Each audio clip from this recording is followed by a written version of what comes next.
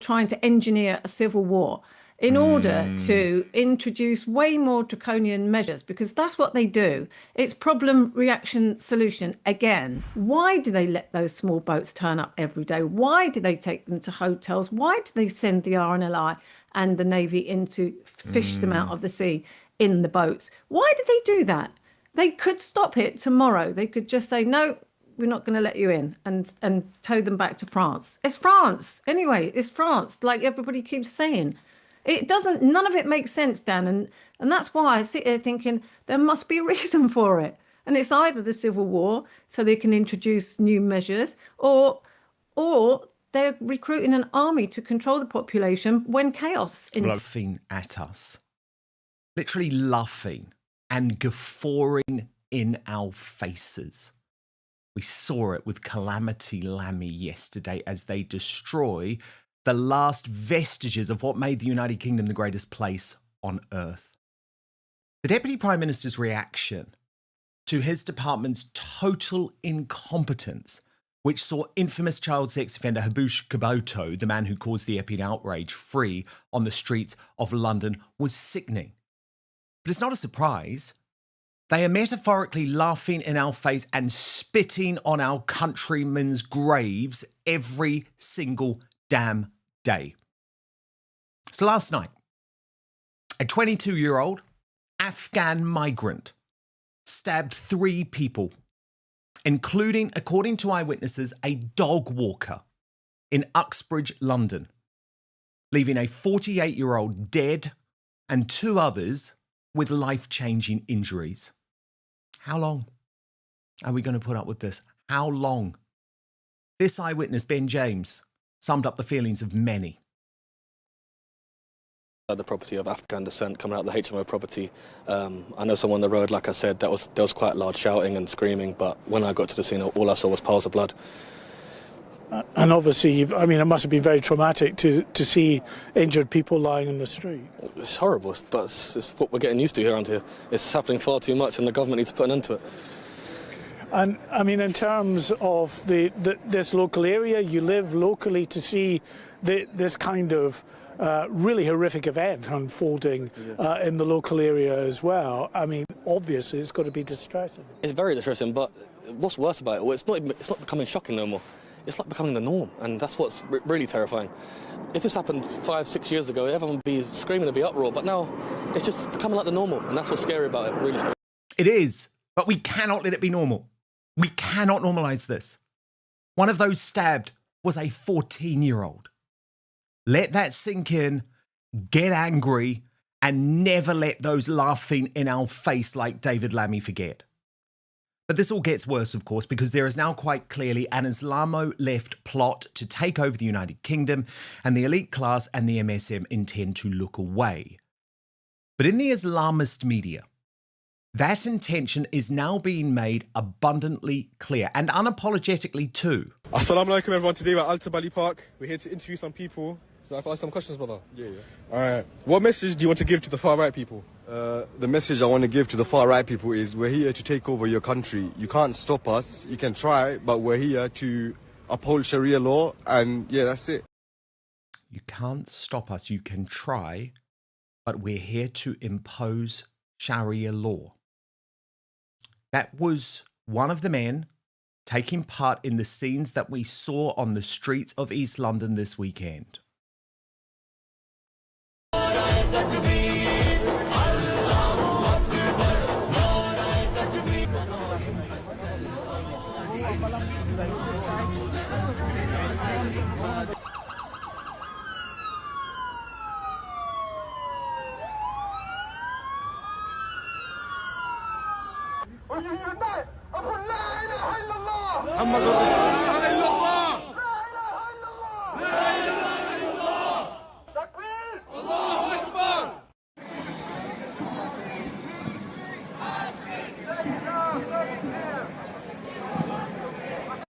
As Pink Ladies leader Ollie Minehane put it, are you terrified? You should be.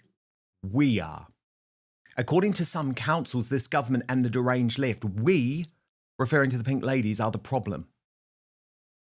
The Islamists, of course, made it clear They're not on the same side as the woke, wet, lefty lovies who are engaging in suicidal empathy. No need for that. We're on the same side, bro. No, we're not. Yes, we are, bro.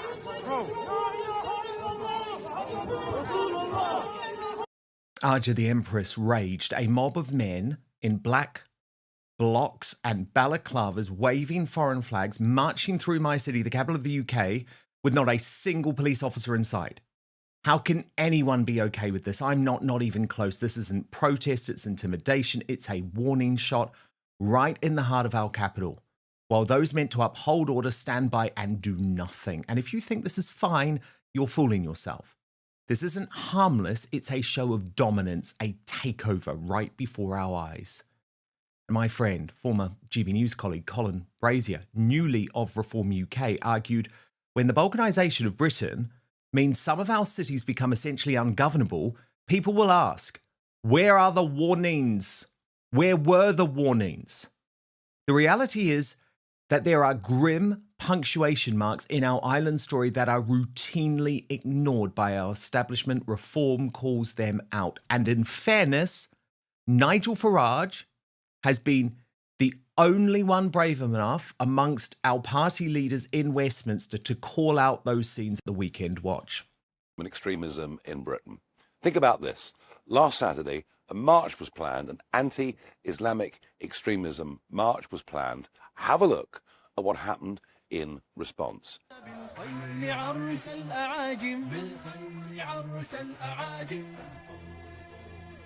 Here we see large numbers of men, mostly young men, all men, no women, wearing a black style uniform, many with face masks, marching almost like an army, aggressively through the streets of East London. I think these are some of the most frightening scenes I've ever seen in this country. And I say that particularly because every calm day, we had a lot more young men of fighting age coming into our country who've thrown away their documents, so we've no idea who they really are. But here's the really interesting bit. Joining them on the demo were the hard left Stand Up to Racism group. And have a look at this exchange. There's no need for that. We're on the same side, bro. No, we're not. Yes, we are, bro. We're on the same side. No, we're not. And this is the point. Some of the left in this country have got this nutty idea that those that are moving towards hardline Islamic extremism are on the same side as they are, and they're not.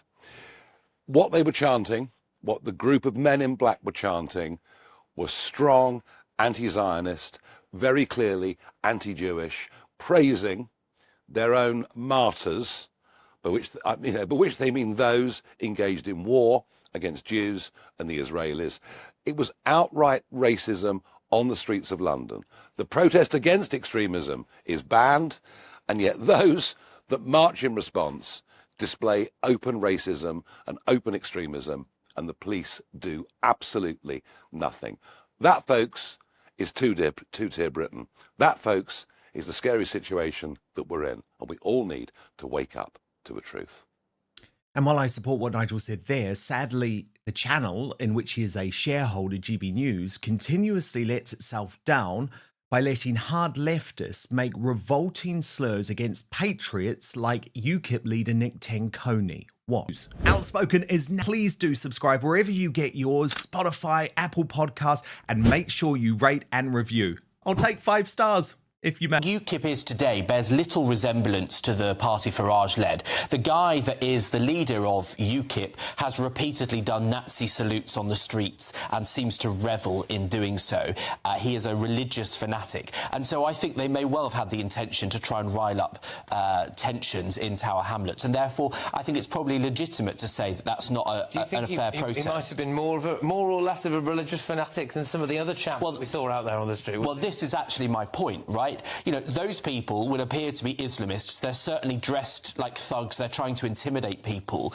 And so I don't think multiculturalism has failed, but we're failing the success of modern Britain by presenting either those intimidating thugs or the religious bigoted fanatics that are now in charge of UKIP. Neither of those are in the spirit of Britain. Has absolutely failed. It was a grave mistake that has destroyed social cohesion.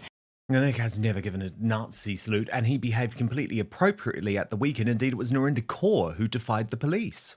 I want her arrested. She is a member of Stand Up to Racism, and she is in the exclusion zone. Arrest her! Yep, loving the attention. Loving the attention of the race grift, but Nick isn't taking it lying down, writing, Benjamin Butterworth just added his name to the long list of screw-ups who will be getting sued for me for defamation. I have never done a Nazi salute. How dare you? A closed fist gesture is not a Nazi salute. So Black Lives Matter protesters are all Nazis, are they? Calling Catholics religious bigoted fanatics for being devout followers of Christ is absolutely disgraceful. You will learn the hard way, it would seem. But what's clear is that even those who don't support UKIP's hardline approach, like Brendan O'Neill of Spiked Online, for example, concede that the Islamo left is now on the march in Britain.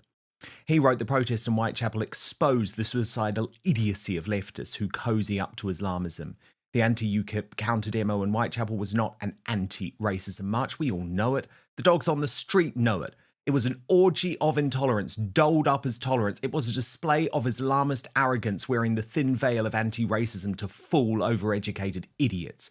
The left is marching with its own grave diggers, with people who would happily outlaw homosexuality and condemn women to a benighted life in misogynist garments. What could possibly unite the blue hairs of the middle-class left with these black masked Islamists? That's the truly chilling question. But what's most shocking to me is that the left have completely ignored pretty much the start of civil war in East London to focus on one line from Sarah Pochin, who was making a point about the woke, diversity-obsessed advertising industry in the UK, which we all know is a real thing, right? It drives me mad when I see adverts full of black people, full of Asian people, full of, you know, people that basically are anything. What's wrong with that, Sarah? What's wrong with that? Well, it doesn't reflect our society, and I feel that you know, your average white person, average white family is like, I agree with you, Stuart, not represented anymore in TV. There are lots of white people on television, Sarah, are there not? There are lots of white people. There are lots of white men. There are lots of white women. We're talking about adverts, and how many times do you look at a TV advert and you think there's not a single white person on it? So today, James O'Brien, that cretin, was totally happy to bully Pochin while ignoring the very real race war going on just miles from his cosy LBC studio. This hideous woman complaining about the number of brown and black faces in television advertisements. In a country where, what, 30 years ago you'd never see one? No one really seems to have made that point. No one really seems to have made the point that if you have any knowledge at all of how the advertising industry works, the idea that people would be sitting around a table on whatever the British equivalent of Madison Avenue is and deliberately deciding to sell less product by putting people of colour in their adverts. It is one of the most ruthless and cynical industries on the planet.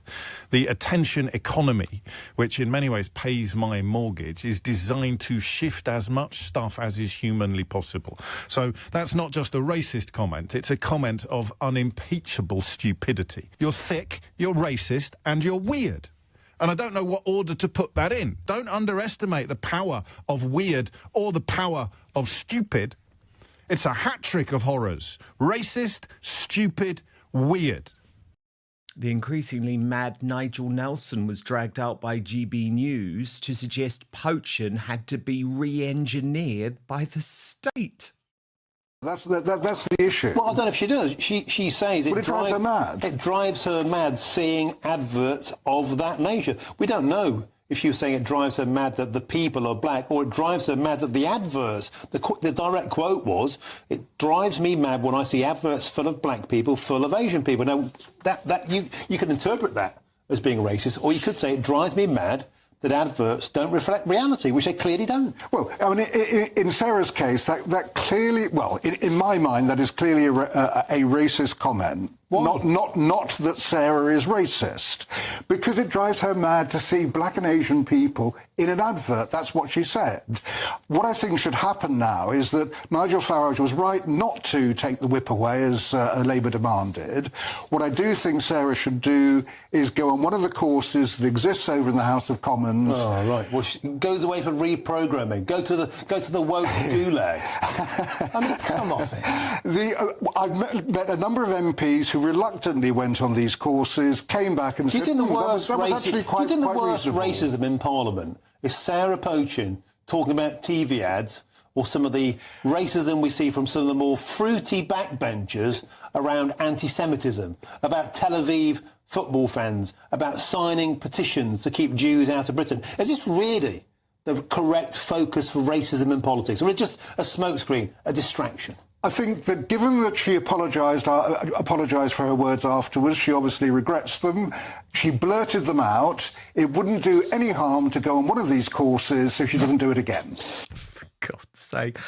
Race baiter in chief Dawn Butler kept calling Sarah Pochen racist in Parliament.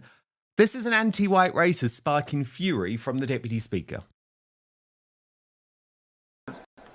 That comment is absolutely a racist comment. And if we cannot call that comment out in this House, that is in breach of the Nolan principles for MPs. And I want to know, Madam Deputy Speaker, if you can help me in ensuring that... Order. For clarity's sake, it's the calling of a member of this House a racist. It drives me mad when I see adverts full of black people and full of Asian people. It doesn't reflect society. Madam Deputy Speaker, that is a racist comment. Yeah. And it is against the Nolan principles. And how can we ensure that members of Parliament abide by the Nolan principles? It's not the comment that the honourable member is referring to. It's the fact that that she called the member a racist. That is the issue.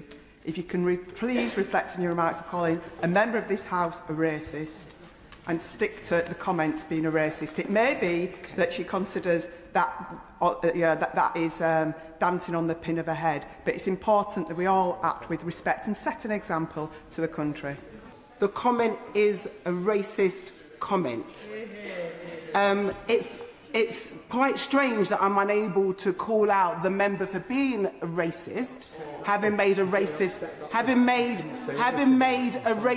comment. Order. Please, it's time and time again. Can you please consider withdrawing the comment about a member of this House being a racist? And I don't want to be thrown out of Parliament again. So I will withdraw the fact that I am referring to the Member of Parliament as a racist because of her racist comments. Oh my God, it's all a game. It's all a game. As we get older, you notice it. After a cold day, hard workout, even a long week, recovery just isn't as quick as it used to be, right? That bounce back factor matters. And it turns out the secret isn't luck, it's stem cells. Your body's built-in repair crew. With age, that system slows down. Fewer cells, weaker signals, slower recovery. That's exactly why Qualia created Qualia Stem Cell. Think of it this way. Your cells are powerful.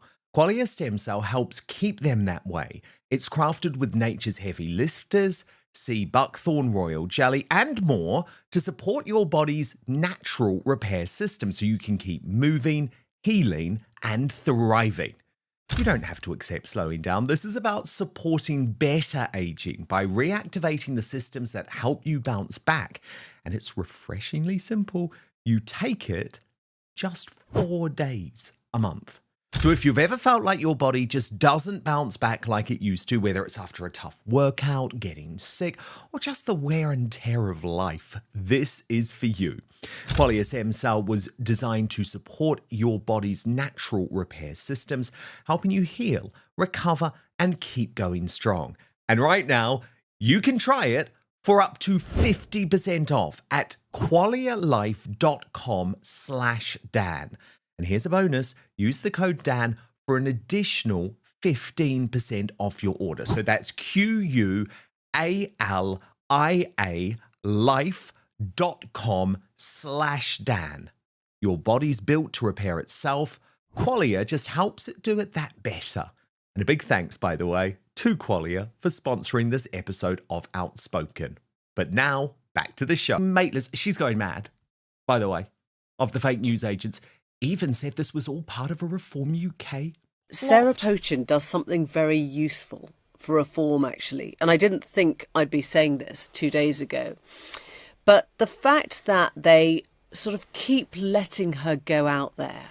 She was the one that did the burqa should be banned statement the first time. She's the only female Reform MP.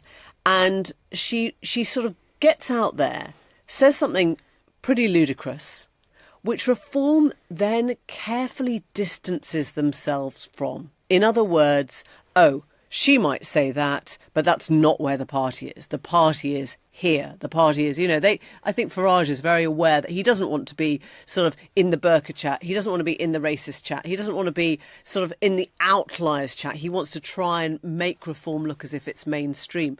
But it is very helpful for him, for the party, to have somebody that is pushing at the door of racism the whole time, pushing at the door of, multi-ethnicity, pushing at the door of sort of deportation and all that kind of stuff, because this is how they work out where the public mood is. She is their canary. She's sent out, or she leaps out, and she goes much further than Reform would ever do on the day. But maybe she opens the door and maybe people start catching up, and maybe before you know it, you've got somebody else, jumping on the British adverts bandwagon. She's done the job for him. Oh, my God.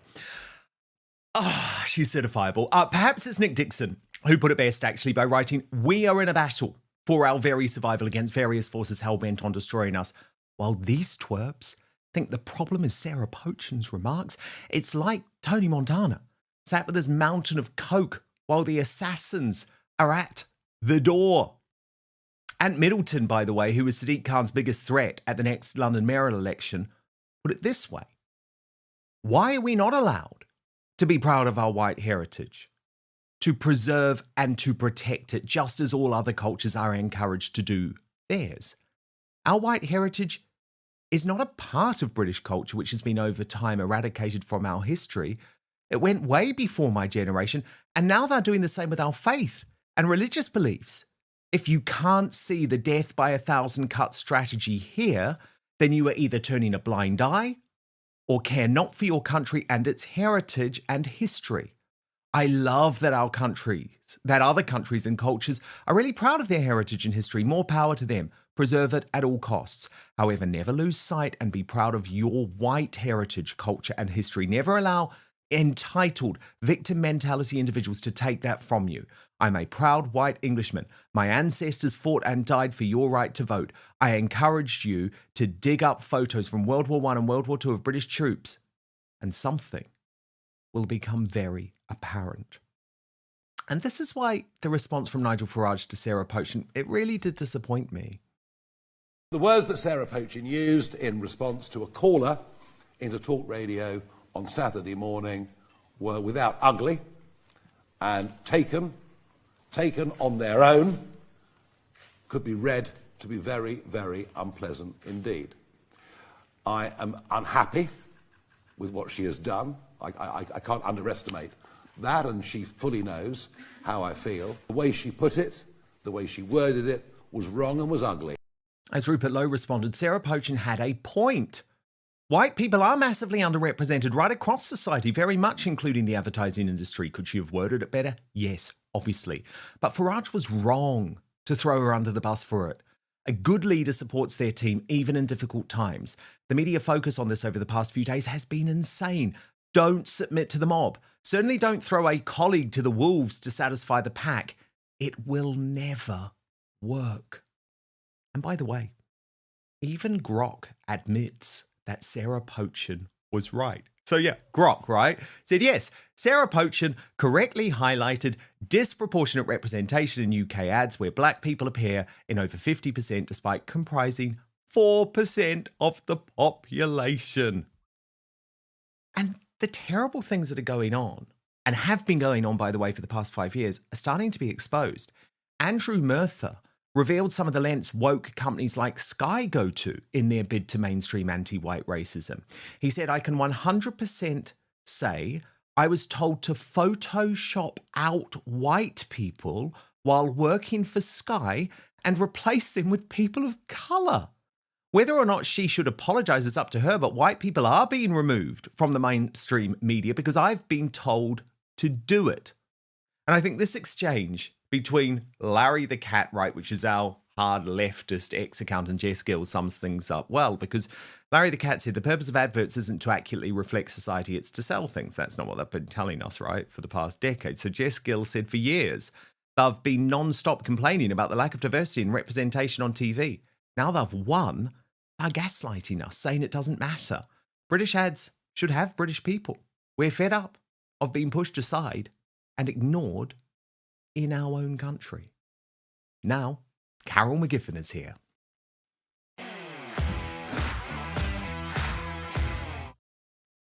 Wow, McGiff. So, this breaking news, another Afghan migrant murder. Could have been a lot worse. 3 stabbed. A horrifying scene emerging in Uxbridge. And yet, the mainstream media don't want to talk about that. They don't want to talk about the Islamo protests, if that's what we're going to call them. I'd say a declaration of war. But they want to talk about Sarah Pochen. Of course they do. It's supreme gaslighting, isn't it? It's like, this is what's important now. The fact that someone has pointed out that recently, not just recently, I'd say over the last 4 or 5 years, it's been noticeable that there are people of colour. Don't want to get into trouble, do I, Dad? People of colour in TV advertisements, and it's noticeable. And it's not like it actually bothers me too much. It just, I have to ask the question, why? Why is it necessary? What pressure are the advertising companies bowing to? I mean, I'm sure they're not doing it because it's going to sell more things, because there are probably people all over the country that watch the adverts and go, oh, not again, because it does happen like that. But that's what the media want you to think is more important than someone getting stabbed on the street. Well, 3 people getting stabbed on the street in London. And it's just a man, by the way. It's just a man, Carol. I was looking earlier at Sly News, and it's not an Afghan migrant. It's just a 22-year-old man. So there's so much gaslighting that goes on. Yeah, well, exactly. Because if it had been a white man who had stabbed someone in Uxbridge, they would certainly let you know about that. Oh, God forbid, an incel, they'd be all over it like a rash. Exactly, but it's not when it's the other way around. And that poor guy was being interviewed. It's that's what's frightening, because the left and the media will tell you that this doesn't happen a lot, but it actually does. And that guy is saying, 6 years ago, people would have been up in arms. This would have been a really big story, but it's not a big story anymore because it happens so often.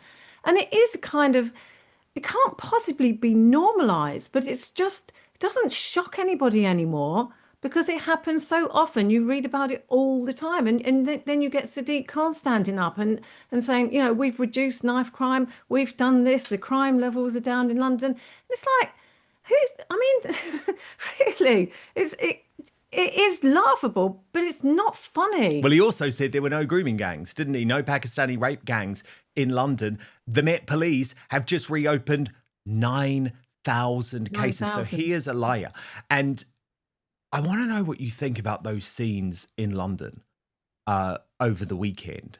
Because even though I criticised Nigel Farage for turning on Sarah Pochen, I loved the fact that he was the only mainstream party leader to actually describe this as what I believe it is, Carol, which is an invading army. And I mean, we heard the guy, right, in the Islamist media, in the Digest, who said very clearly, we're here to take over. Sharia law is coming, whether you like it or not. Yeah, the question to that guy was, what would you say to all the far right extremists? Well, I guess he means you and me. Yeah, where are they? They're all in prison, aren't they? For saying things that, like Sarah Pochin said. It's none of it makes sense at all. And I have no doubt that there are a lot of Islamists, radical Islamists especially, who would love to take over the UK and introduce Sharia law and wipe out the entire Jewish nation and all the Jews along with it. I mean, I do believe there are those people. I don't believe the majority of the Muslims in the UK are thinking along those lines. But the fact that they don't speak out against it is, it's another telling thing. And it does make you wonder when they talk about the great replacement. It is something that I think is happening. And this is what I wonder how many of those people in that march, they were all masked, they were all wearing similar outfits, all got those very well organized banners and flags and everything else.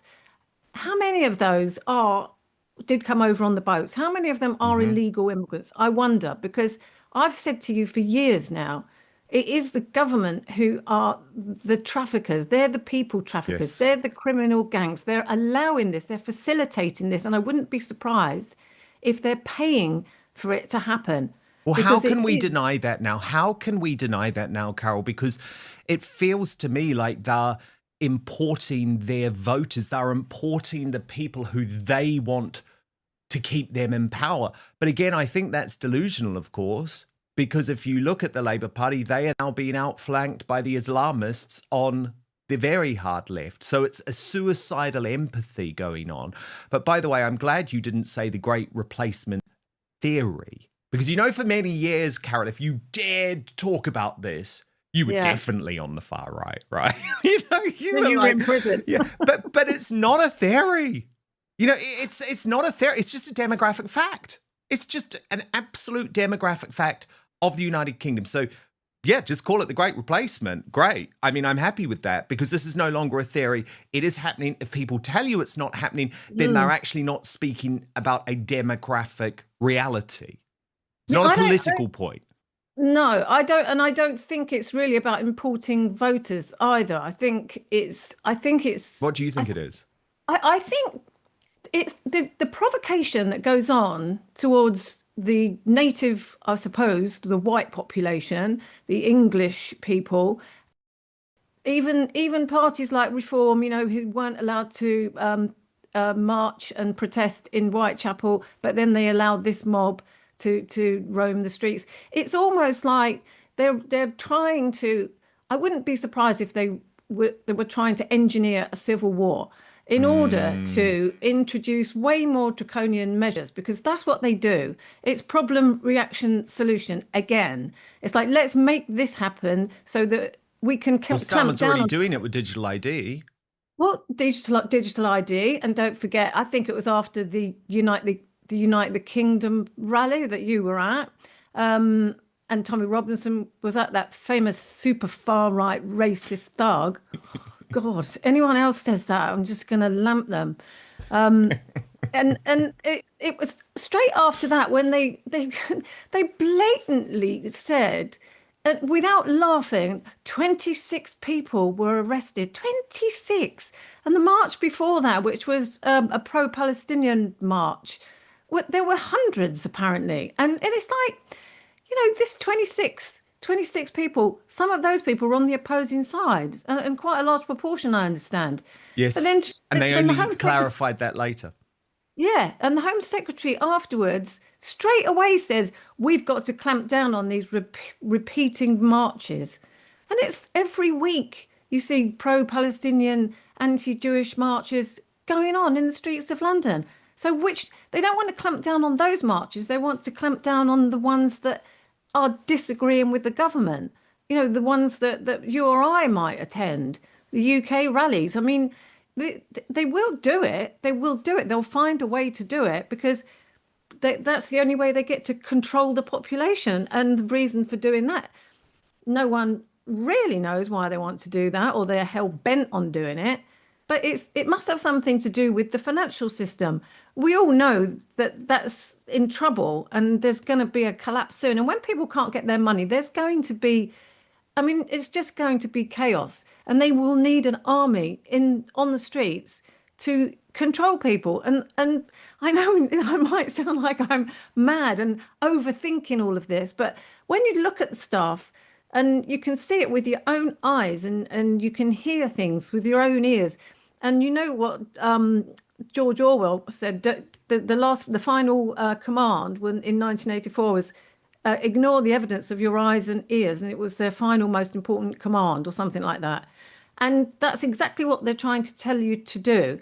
But if you really open your eyes and you really listen to what people are saying, you have to ask the questions. Why would they be doing that? Why do they let those small boats turn up every day? Why do they take them to hotels? Why do they send the RNLI and the Navy in to fish them out of the sea in the boats? Why do they do that? They could stop it tomorrow. They could just say, no, we're not going to let you in, and tow them back to France. It's France. Anyway, it's France, like everybody keeps saying. It doesn't, none of it makes sense, Dan.